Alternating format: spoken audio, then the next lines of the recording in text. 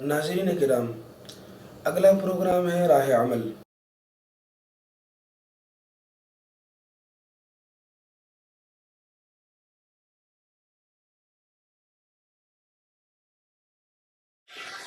آج ایک بات بہت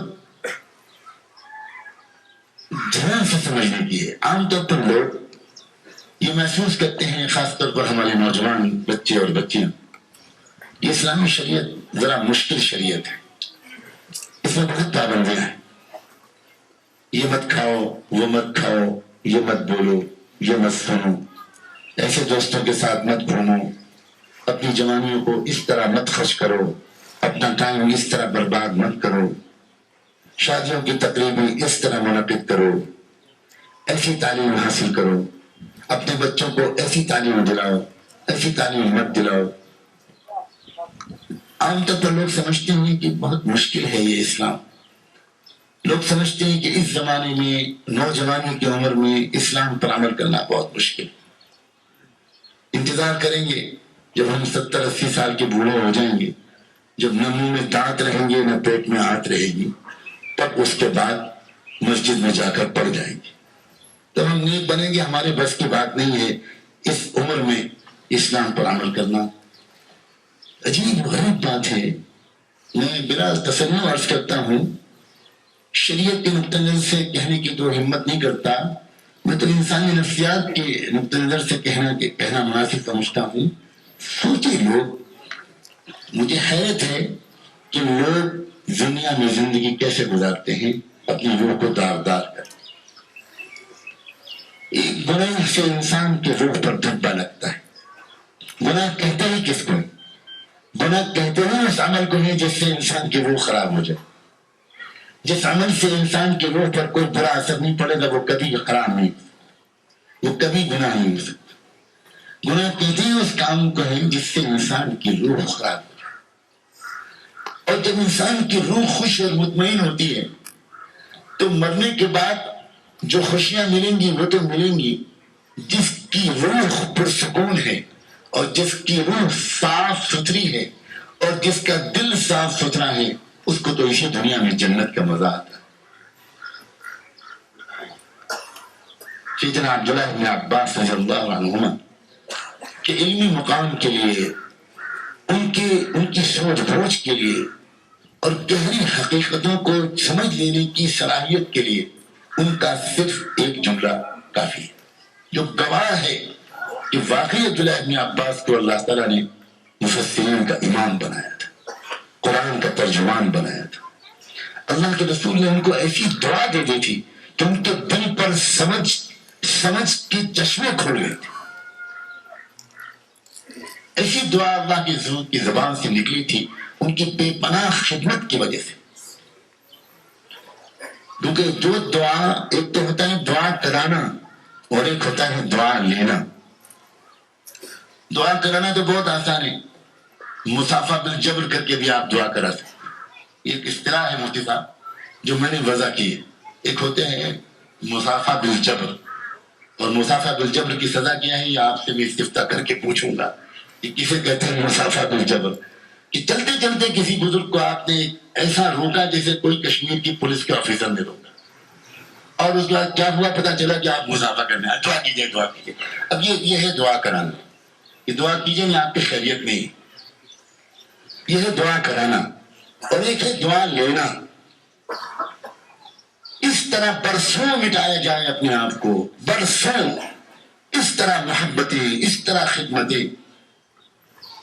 سیدنا عبداللہ ابن عباس نے چھوٹی سی عمر سے جس طرح کی خدمت کی تھی اللہ کے رسول کی، بڑی لمبی تاریخ ہے۔ اللہ جانے وہ کس وقت ہوتے تھے، حضور صلی اللہ علیہ وسلم کی جو خدمت والے صحابہ تھے ان کی زندگی میں جھانک کر دیکھیے اور تفصیل سے تاریخ پڑھیے، یہ تلاش کرنا مشکل ہوگا کہ اپنی منہ کس وقت پوری کرتے تھے۔ عجیب انداز سے ایک جماعت تھی حضور پاک صلی اللہ علیہ وسلم کی خدمت کی، اور وہ سب خدمت والے صحابہ چوٹی کے لوگ تھے، چوٹی کے علماء، فقہاء، محدثین، ائمہ، عبداللہ بن مسعود، عبداللہ بن عباس، عبداللہ بن عمر، عبداللہ بن عمرو، چاروں عبداللہ۔ عجیب و غریب بات، اور اس طرح انہوں نے اپنے آپ کو اللہ کے رسول کی ذات پر مٹایا تھا. ایک تو ہے دین پر مٹانا, ایک ہے اللہ کے رسول کی ذات پر قربان ہوئے تھے. تو خدمت کا ایک شیڈول تھا. بعض محدثین نے اس پر بڑی بہت محنتیں کر کے ان حدیثوں کو جمع کیا ہے جس سے سمجھنے میں آسانی ہوتی ہے کہ صحابہ اللہ کے رسول سے ان کی خدمت کس طرح کرتے ہیں. تو یہ جماعت تھی جو پوری رات جاگتی تھی. حضور اکرم صلی اللہ علیہ وسلم کا معمول تھا کہ رات کا جب 2/3 حصے گزرتے تھے تب آپ اٹھتے تھے. یعنی مغرب کے بعد سے اگر آپ حساب لگائیں تو اس کے بعد سے یعنی تقریباً آج کل کی گھڑیوں کے حساب سے 1 بجے رات کا حساب بنتا ہے. آج کل کے آپ کے یہاں کی ٹائم ٹیبل کے لحاظ سے یا شاید اس سے بھی کچھ پہلے. اس وقت آپ اٹھ کر جاتے تھے سنجے کے لیے آبادی سے کافی دور. تو یہ صحابہ کی جماعت تھی. یہ صحابہ کی جماعت یہ کرتی تھی کہ حضور کے اٹھنے اور نکلنے سے کافی پہلے یہ جگہ تلاش کرتے تھے کہ کس جگہ پر جا کر اللہ کے رسول کی کو طہارت حاصل کرنا مناسب رہے گا. آپ کے اوپر حیا کا اتنا غلبہ تھا کہ آپ بستی سے بہت دور بالکل تنہائی کے مقام پر اس سنجے سے فارغ ہونے کے لیے جانا پسند کرتے تھے. تو صحابہ پہلے سے وہ جگہ سلیکٹ کر لیتے تھے اور راستے بھر کی جو زمین ہوتی تھی اس کو اپنے ہاتھوں سے اس کو اپنے کپڑوں سے صاف کرتے کہ کہیں کوئی کانٹا نہ ہو, کوئی سانپ نہ ہو, کوئی بچھو نہ ہو, کوئی کیڑا نہ ہو کہ اللہ کے محبوب کو تکلیف پہنچے. اور پھر اس کے بعد وہاں پانی کا انتظام کرنا, استنجے کی ڈھیلوں کا انتظام کرنا, پردے کا انتظام کرنا, اس پوری جماعت کے ذمہ دار تھے سیدنا عبداللہ بن عباس. تو یہ جو خدمت انہوں نے کتنے مہینوں کتنے سال کی ہوگی. بس ایک دن حضور کی دل سے عجیب دعا نکلی, بے ساختہ آپ کے دل سے دعا نکلی, اللہم فقہہ فی الدین وعلمہ التأویل. اللہ میرے اس چہیتے کو, میرے اس عاشق کو دین کی گہری سمجھ دے دے, اور اللہ اس کو باتوں کی تہ تک پہنچنے کی صلاحیت دے. وعلمہ التأویل. چنانچہ عبداللہ بن عباس کا سینہ جیسا کھلا تو ایک جملہ اس کا گواہ ہے. وہ کہا کرتے تھے ان فی الدنیا جنتا من لم يدخلها لم يدخل جنت الآخرہ. اس دنیا میں ایک جنت ہوا کرتی ہے, اس دنیا میں بھی جو اس دنیا کی جنت میں نہیں جائے گا وہ آخرت کی جنت میں بھی نہیں جا پائے. اب ہم سب ٹٹول کے دیکھ سکتے ہیں, ہم اس دنیا میں جس طرح جی رہے ہیں ہم کو روحانی سکون حاصل ہے, ہمارا دل مطمئن ہے. عجیب محرومی کا عالم, عجیب محرومی کا عالم ہے. لوگوں آج کل کا جو کلچر دنیا میں چل رہا ہے, جو کالجوں یونیورسٹیوں کے ذریعے افسوس یہ ہے کہ بالکل بے جانی بوجھے پھیلایا جا رہا ہے, فلموں کے ذریعے, میوزک کے ذریعے, سیریل کے ذریعے, لٹریچر کے ذریعے, ادب کے ذریعے. جس طرح نوجوان نسل کو جو کچھ بھی اس وقت دکھایا جا رہا ہے, نوجوان نسل یہ سمجھ رہی ہے بیچاری کہ انگریز بن جانے میں بڑی کامیابی. خاص طور پر ہم لوگ جس علاقے میں رہتے ہیں اس علاقے کا تو عجیب و غریب حال ہے. ایک لیڈر یہ کہہ کر گیا ہے اس ملک سے کہ اگر کوئی انگریزی میں مجھ کو گالی بھی دے گا تب بھی میں اس کو دھنیہ واد کروں گا, اس لیے کہ تم نے انگریزی میں تو گالی دی, اس قابل تو مجھ کو سمجھا. یہ غلام قوموں کی نفسیات ہے. تم اگر گالی دیتے کشمیری میں تو برا مانتا, اردو میں دیتے تو برا مانتا, ہندی میں دیتے تو برا مانتا, مگر تم نے انگلش میں گالی دی. Thank you very much, you are so kind. جس قوم کی غلامی کا یہ عالم ہو کہ اس نے دیکھا کہ انگریزوں نے اپنی پینٹ کو پیچھے سے پھاڑنا شروع کر دیا, تو اب ہندوستانی نوجوانوں نے بھی اپنی پینٹ کو پیچھے سے پھاڑنا شروع کر دیا. انہوں نے دیکھا کہ کسی انگریز فلم ایکٹر نے اپنی پینٹ پہ لکھا ہے آئی لو یو, تو ہمارے نوجوان نے بھی لکھا آئی لو یو, اور اس کی جگہ بھی کیا چنی میں اس کو کھول کے بیان بھی نہیں کر سکتا. خدا کے بندے, اس جگہ پر تو گدھا میں لکھوانا پسند کرے گا کہ آئی لو یو. کیا غلامی ہے. کسی کے کالر بڑے ہو گئے, ہمارے نوجوانوں نے بھی کالر بڑے کر لیے. کسی کے ناخن بڑے ہو گئے، یہ نہیں پوچھا ہمارے نوجوان نے کہ شاید اس کے پاس نیل کٹر نہ ہو، غریب آدمی خرید کے دے دو، چندہ دے دو اس کو، اس کے ناخن بڑے ہو گئے، ہمارے نوجوانوں کے ناخن بڑے کریں، کسی کے بال بڑے ہو گئے، ہو سکتا ہے کوئی بیماری ہو، اس کے علاقے میں کوئی سیلون نہ ہو، اس کے بال بڑے ہو گئے، ہمارے بال بڑے کریں۔ میں لطیفہ سنایا کرتا ہوں اور لطیفے کے ذریعے میسج دینا چاہتا ہوں۔ لکھنؤ کے ریلوے، یہ ایک سچا قصہ ہے، یہ کوئی لطیفہ نہیں ہے۔ لکھنؤ کے ریلوے اسٹیشن پر ایک انگریز کھڑا ہوا کافی پی رہا تھا، اس کی کافی کے مگ میں غلطی سے برف کا ٹکڑا گر گیا، بغل میں کوئی کھڑا ہوا تھا ہمارا نوجوان، اس نے جھانک کر دیکھا کہ فیشن لگتا ہے بدل گیا ہے، اب کافی جو ہے وہ اس میں برف ڈال کے پینا فیشن ہے، تو اس نے بھی اپنا مگ بڑھا دیا اور کہا پلیز ایک برف کا ٹکڑا اس میں بھی ڈال دیا۔ جو نوجوان اتنی نقل کرنے کی نفسیات رکھتے ہیں، جن کے پاس اپنا کوئی سلیکشن نہ ہو، اپنا کوئی چوائس نہ ہو، کوئی اپنا انتخاب نہ ہو، کیا وہ دنیا میں ترقی کر سکتے ہیں؟ کیا ان کو ایک اچھی ابھرتی ہوئی قوم کی طرح جینے کا کوئی حق ہے؟ کیا ان کا اپنا کوئی مستقبل روشن ہے؟ بامبے ہائی کورٹ کے وکلاء نے ہائی کورٹ کے چیف جسٹس کی کورٹ میں ایک عجیب و غریب قسم کی درخواست پیش کی وکیلوں نے، اور وہ درخواست یہ تھی کہ حضور یہ جو کالا کوٹ ہم کو پہننے کو کہا جاتا ہے، یہ بامبے کی سخت گرمی میں بہت پریشان کرتا ہے، اس لیے پلیز ہم کو یہ وائٹ کوٹ پہننے کی اجازت دی جائے۔ یہ بلیک کوٹ، بلیک پینٹ ایک مصیبت ہے بامبے کی ہیومڈ موسم میں، اتنا ٹیمپریچر اور اس میں کالا کوٹ، اتنی تکلیف ہوتی ہے کہ ہم عدالت میں بحث کرتے وقت بھول جاتے ہیں کہ کیا کہیں، اس لیے کہ کھجلی اتنی بری طرح ستا رہی ہوتی ہے تو ہم سوچتے ہیں جائے تھوڑے بھاڑ میں کیس، ہم جا کر کم سے کم اپنے چیمبر میں کمر تو کھجلائیں۔ اس لیے پلیز آپ ہم کو یونیفارم بدلیے، ہمارا بلیک کوٹ بدلیے۔ مگر لا حول ولا قوت الا باللہ، ہائی کورٹ کے چیف جسٹس کی ہمت نہیں ہوئی کہ وہ اس اپلیکیشن کو اب فیصلہ کرے، اس نے سپریم کورٹ بھیج دیا کہ بھائی آپ حکم دیجیے۔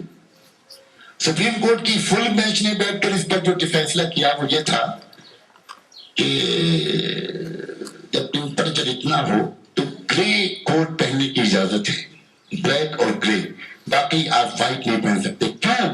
اس لیے کہ جو آقا کا ملک ہے لندن والا، وہاں کے وکیل بلیک کوٹ پہنتے ہیں اور ہم غلام قوم ہیں۔ یہ جو نفسیات ہیں، اس کلچر نے انسانوں کو اس دنیا میں سکون سے محروم کر دیا۔ ورنہ لوگوں، رحمت عالم سیدنا محمد رسول اللہ صلی اللہ علیہ وآلہ وسلم زندگی گزارنے کا جو طریقہ لے کر آئے، جس کا نام ہے اسلام، وہ عجیب و غریب قسم کی شریعت اور کتنی پیارا طریقے زندگی ہے۔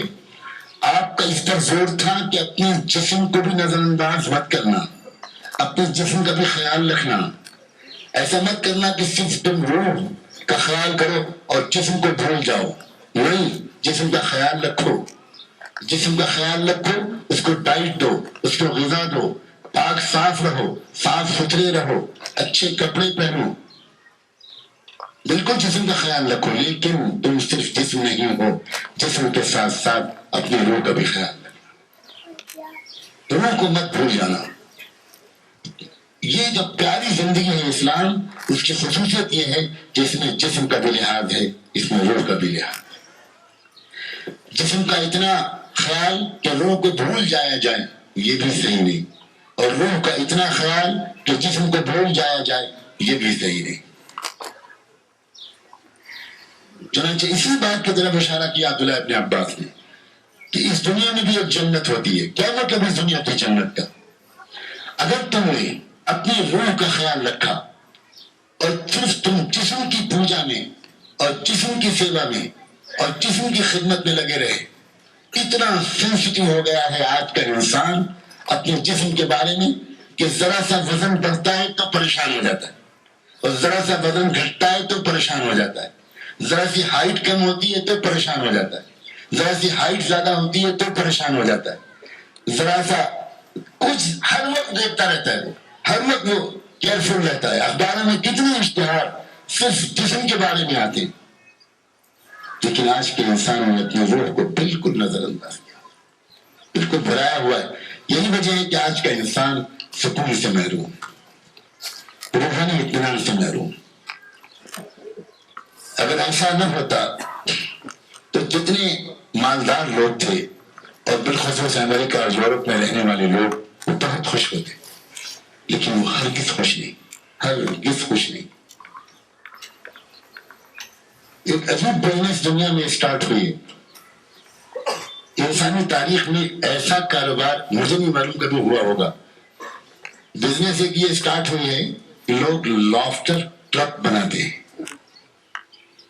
لوگ ایک کلب قائم کرتے ہیں کہ آئیے اور $5,000 پے کیجیے اور ہمارے یہاں آ کر 1 گھنٹہ آ کر ہنس کے جائیے. اب ماشاء اللہ کہیں کسی کلب کے ممبر ہیں 200 لوگ، کہیں کسی کلب کے ممبر ہیں 500 لوگ، تو صبح صبح وہاں جاتے ہیں. وہ چاہے برف گر رہی ہو نیو یارک میں اور چاہے کچھ ہو وہاں جاتے ہیں. کس لیے جاتے ہیں؟ کہ وہاں سب بڈھے نوجوان سب ہنسیں گے اور ان کو دیکھ کر ایسا لگتا ہے کہ کچھ کوئی دماغی دورہ پڑا ہوا ہے. ہنس رہے سب ہنس رہے کہ کس لیے آئے ہیں؟ ہنسنے کے لیے آئے. یہ آپ کس لیے آئے؟ ہنسنے کے لیے. آپ کس لیے آئے؟ ہنسنے کے لیے آئے. اس کا مطلب یہ ہے کہ انسان اب حقیقی اور اپنی اوریجنل ہنسی سے اتنا محروم ہو گیا کہ وہ پیمنٹ کر کے کرائے کی ہنسی ہنسنا چاہتا ہے. انا للہ و انا الیہ راجعون. ایک صحابہ کرام تھے اتنے غریب کہ اکثر گھروں میں 2 وقت کھانا بھی نہیں ہوتا ہوگا. ٹوٹے پھوٹے گھر، جھونپڑیاں، ایک پتھر باندھنا پڑتا تھا، کبھی کبھی چراغ بجھا کر مہمانوں کو کھلانا پڑتا تھا. ان کو فاقے بے فاقے آتے تھے. مگر صحابہ کرام کی جو صفت دشمن نے بیان کی، باہر کے لوگ جو دوسرے ملکوں کے آئے اور انہوں نے صحابہ کو واچ کیا اور انہوں نے پھر رپورٹ دی، تو انہوں نے جو بہت سے القاب اور صحابہ کے بارے میں کہے، حسن کہے، یہ عجیب لوگ ہیں. ہم نے ان کے ساتھ رہ کر ان کے محلوں میں دیکھا، بسام بالنہار بکام باللیل. یہ دن بھر ہنستے مسکراتے رہتے، دن بھر ہنستے مسکراتے رہتے ہیں اور راتوں کی تنہائیوں میں اپنے رب کے سامنے روتے ہیں. کیا زندگی ہے! غریب سے غریب آدمی خوش ہے، بالکل مطمئن ہے، مست ہے. اس کو دیکھ کر دوسرے غم کے مارے اپنا غم بھول جایا کرتے تھے ان کو دیکھ کر. اور آج کے دنیا کے کروڑ پتیوں کو بھی کرائے کی ہنسی ہنسنی پڑ رہی. اس کی وجہ کیا ہے؟ روحانیت، روحانی سکون سے ہم محروم. اللہ والوں کے پاس جانا، اللہ والوں سے تعلق رکھنا، اللہ کا ذکر کرنا، اللہ کو یاد کرنا، اللہ کے پیار کو محسوس کرنا، اللہ سے اپنے دل کی باتیں کرنا، یہ انسان کو روحانی سکون عطا کرتا ہے. جو انسان خوش نصیب ہے وہ انسان جس کو اللہ تعالیٰ دنیا میں یہ دولت دے دے. ہر انسان کو دنیا میں کچھ غم ہوتے ہیں، ہر انسان کے دل میں کچھ حسرتیں ہوتی ہیں، ہر انسان کا دل کبھی کبھی دکھتا ہے. اب انسان اپنے درد کا اظہار کس سے کرے؟ اب ایک طریقہ یہ ہے کہ انسان اپنی ہی طرح کسی دوسرے پریشان حال سے اپنے درد کا اظہار کرے. تم اپنے درد کا اظہار اس سے کرو گے، وہ اپنے درد کا اظہار تم سے شروع کر دے گا. تمہارا درد کم نہیں ہوگا اور بڑھے گا. بجائے اس کے کہ تم اپنے درد کا اظہار اپنے جیسے کسی انسان سے کرو. ایک لڑکی سسرال میں کچھ تکلیف میں مبتلا ہوئی، وہ بجائے اس کے کہ وہ اپنی ماں سے جا کر اپنے سسرال کی شکایت کرے. اگر سمجھدار ہے یہ مرد اور سمجھدار ہے یہ عورت، تو وہ دونوں کیا کریں گے؟ وہ کریں گے یہ کہ وہ چپکے سے تنہائی میں مصلی بچھائیں گے اور اپنے درد کا اظہار اپنے اللہ سے کریں. انما اشکو بثی وحزنی الی اللہ. جو انسان اپنا غم، اپنا شکوہ، اپنا گلہ، اپنی پریشانیاں اللہ کے سامنے رکھنے کا طریقہ سیکھ لیتا ہے، اس کے دل کا بوجھ ہلکا ہو جاتا ہے. ایک چھوٹا سا بچہ، کوئی بچہ اس کو سڑک پر کچھ ڈانٹ دیتا ہے، مار دیتا ہے، کچھ پریشانی اس کو ہو جاتی ہے، وہ دوڑتا ہوا آتا ہے، روتا ہوا آتا ہے. ماں پوچھتی بیٹا کیا ہوا؟ وہ کچھ نخرے کرنے کے بعد ماں سے شکایت کرتا ہے کہ فلاں نے مجھ کو گالی دی، فلاں نے مجھ کو مارا. ماں اس کو تسلی دیتی ہے، بیٹا میں دیکھ لوں گی، تم مت گھبرا، تم مت سمجھ. بس وہ ماں سے کہہ کے مطمئن ہو جائے، وہ مست ہو جاتا ہے. وہ سمجھتا ہے کہ بس میں نے FIR لکھا دی، میں نے ماں سے کہہ دیا، بس ختم. She will take care of it. وہ اپنا سب کر لے, ماں وہ بچہ سب بھول جاتا ہے, پھر جا کے کھیلنا شروع کر دیتا ہے. 1 منٹ میں بچہ بھول جاتا ہے اپنی ماں سے کہہ کر, بچہ ماں سے کہہ کر سکون پا سکتا ہے یا بندہ رب سے کہہ کر سکون نہیں پا سکتا. لیکن بندے کو رب سے تعلق تو ہو, بندہ رب کو اپنے سے اتنا قریب تو سمجھے, بندہ رب کو اتنا مہربان تو سمجھے, بندے کا اتنا لائیو کنیکشن تو ہو, اتنا لائیو کانٹیکٹ تو ہو کہ جب چاہا اپنے مالک سے بات کر لیں, چلتے پھرتے اٹھتے بیٹھتے اس مالک سے اس کا رابطہ قائم ہے. یہ وہ چیز ہے جس کو ذکر کہتے ہیں, یہ وہ چیز ہے جس کو اللہ کی محبت کہتے ہیں, یہ وہ چیز ہے جس کو اللہ کا تعلق کہتے ہیں, یہ وہ چیز ہے جس کو تصوف و سلوک کہتے ہیں, یہ وہ چیز ہے جس کو صوفیزم کہتے ہیں. آج کل عجیب تماشا ہو رہا ہے, عجیب تماشا ہو رہا ہے. ہر طرف سے شیطان انسان کو بالخصوص ایمان والے کو گھیرنے کی کوشش کر رہا ہے, کیونکہ اس کو ڈر ہے کہ یہ شیطان, یہ انسان بیچارہ یہ سکون حاصل کرنے کے لیے گناہ کرتا ہے, پھر اس کو سکون تو ملتا نہیں. دنیا میں آج تک کسی گناہ سے کسی کو سکون نہیں ملا, اور الجھن بڑھ جاتی ہے. پھر وہ سوچتا ہے کہ یہ والا گناہ میں نے جو کیا اس سے کام نہیں چلا, اب وہ والا گناہ کروں تو شاید کچھ سکون ملے. پھر وہ والا گناہ کرتا ہے اور اس سے بھی سکون نہیں ملتا, الجھن اور بڑھتی ہے. پھر اور کوئی گناہ کرتا ہے, پھر اور کوئی گناہ کرتا ہے. اب لوگوں کو ڈر ہے کہ گناہ کرتے کرتے یہ انسان جب پریشان ہو جائے گا تو کہیں یہ اللہ کی چوکھٹ پر نہ چلا جائے, کہیں یہ اللہ سے اس کا کنیکشن نہ جڑ جائے, کہیں یہ روحانی سکون کے حاصل کرنے کے اصل سرچشمے تک نہ پہنچ جائے. تو پھر کیا کرتے ہیں وہ, پھر عجیب و غریب قسم کے کام کرتے ہیں. پھر پتہ چلتا ہے کہ صوفیزم کے نام پر, تصوف کے نام پر میوزک ہوتی ہے, آرکیسٹرا ہوتا ہے, قوالیاں ہوتی ہیں, اور عجیب عجیب قسم کے کام ہوتے ہیں, اور یہ دکھانے کے لیے کہ بھائی یہ روحانیت کا پروگرام ہے. عجیب بات ہے, عجیب بات ہے, عجیب و غریب بات ہے.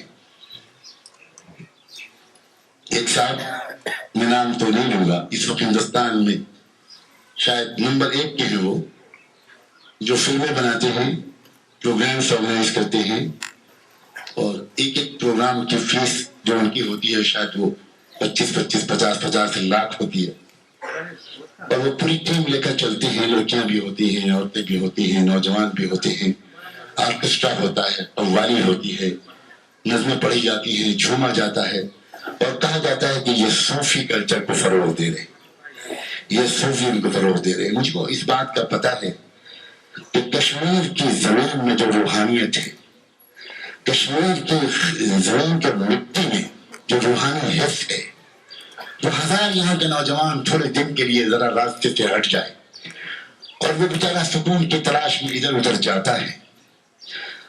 ہمیں کوئی حق نہیں ہے کہ ہم اس نوجوان کو حقارت سے دیکھیں, ہمیں کوئی حق نہیں ہے کہ ہم اس نوجوان کے بارے میں کوئی نیگیٹو سوچ اپنے دل میں لائیں. ہرگز نہیں. تو اب دور تک سوچنے والے کچھ لوگوں نے یہ سوچا کہ ایسا نہ ہو کہ اس وادی کے نوجوان یہ کہیں سچی روحانیت حاصل کرنے کے لیے درود شریف نہ پڑھنا شروع کرتے ہیں, کہیں واقعی رحمت العالم سیدنا محمد رسول اللہ صلی اللہ علیہ وآلہ وسلم سے یہ اپنا رشتہ نہ جوڑ لیں, کہیں یہ نماز پڑھنا نہ شروع کر دیں, کہیں یہ تہجد پڑھنا نہ شروع کر دیں, کہیں یہ نفل نہ پڑھنا شروع کر دیں, کہیں یہ غریبوں, بیواؤں, یتیموں کی خدمت کر کے اپنے روحانی سکون کو حاصل کرنے کی کوشش کرنا شروع نہ کر دے. تو اس کے لیے ہر کچھ دن کے بعد مجھے اس بات کا علم ہے کہ باقاعدہ ایسے پروگرامز وادی میں آرگنائز کیے جا رہے ہیں جس سے لوگوں کو بتایا جائے کہ یہ ہے روحانیت. آسمان سے گرے اور کھجور پہ اٹکے. اللہ کے بندو, کیا کسی محمد مصطفیٰ صلی اللہ علیہ وسلم کے غلام کو بھی اس کی ضرورت ہے کہ وہ کسی اور سے روحانیت سیکھے؟ جو دنیا کو سکھانے آئی تھی امت کہ دیکھو اس طرح زندگی گزارو, اس طرح زندگی گزارو کہ تم ہر وقت خوش رہو، تم مطمئن رہو، تم اپنے ماں باپ کی آنکھوں کی ٹھنڈک بنو. بیوی اپنے شوہر کے بارے میں یہ سمجھے کہ دنیا میں کسی عورت کو مجھ سے اچھا شوہر نہ ملا. شوہر اپنی بیوی کے بارے میں یہ سمجھے کہ دنیا میں کسی مرد کو بس میری بیوی سے اچھی بیوی نہیں ملی. مائیں اپنے بچوں کو دیکھ دیکھ کر ان کی آنکھیں ٹھنڈی ہوں اور بچے اپنی ماں پر اپنی جان نشور کریں. یہ ہے روحانیت کا راستہ.